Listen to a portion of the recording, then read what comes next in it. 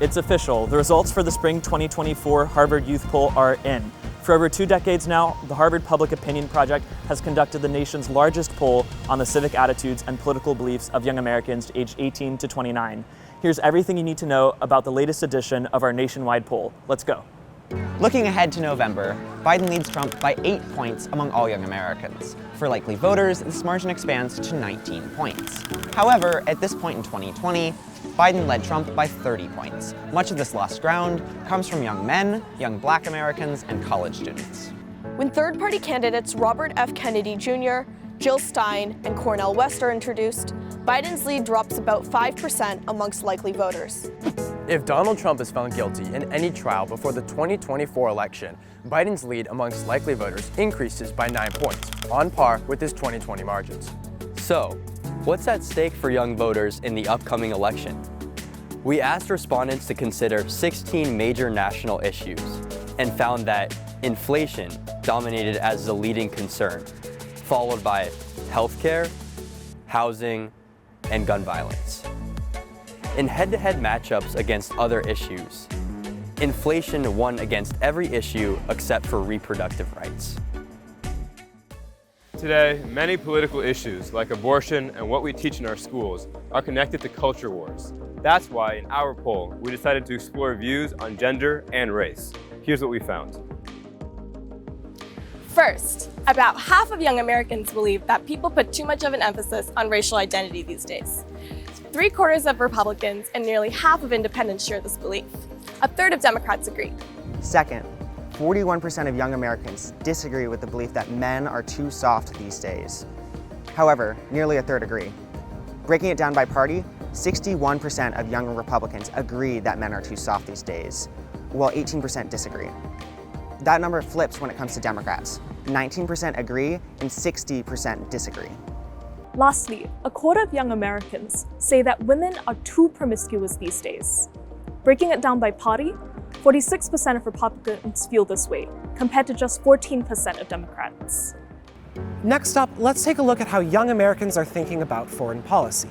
Only 2 in 5 young Americans say that they are following news about the war between Israel and Hamas closely, with young Democrats more likely to say this than young Republicans. This being said, 51% of young Americans say they support a permanent ceasefire in Gaza, compared to just 10% who are opposed. At the same time, young Americans express strong, roughly equal sympathy for both the Israeli and Palestinian people. However, when you ask about the Israeli and Palestinian governments, that rate of sympathy decreases by over 30 points for each. All things considered, young Americans are notably pro-ceasefire and sympathetic to both people groups. Immigration is also an important issue this cycle for young Americans.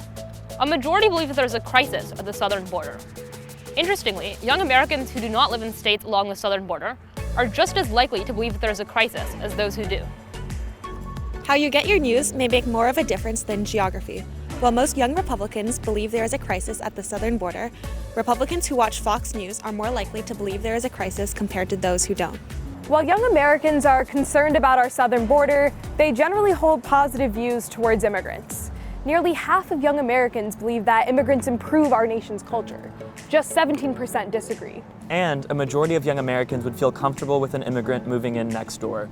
Young Americans generally disagree with the ideas that immigrants will increase crime in their local communities or take jobs away from Americans. For both of those statements, young Americans are twice as likely to disagree as they are to agree. It's clear that young Americans have lots of political opinions, but how comfortable are we with sharing them? Let's take a closer look at college campuses. Today, 4 in 10 college students nationwide feel comfortable with sharing their political opinions on their campuses. In contrast, a third of college students do not, fearing either censorship or negative repercussions. This figure has over doubled since 2015, when just 13% of college students felt uncomfortable sharing their political opinions. At the end of the day, though, young Americans are ready to show up at the ballot box. And as the election approaches, young people are growing even more engaged. 53% of young Americans say they will definitely be voting in the 2024 election for president, up from 49% just a few months ago last fall. This expected increase is mostly from young Republicans, with no significant increase in expected turnout from young Democrats and independents.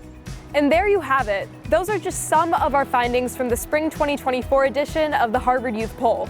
To see the full results, go to iop.harvard.edu, and for latest updates, follow us on social media at Harvard IOP.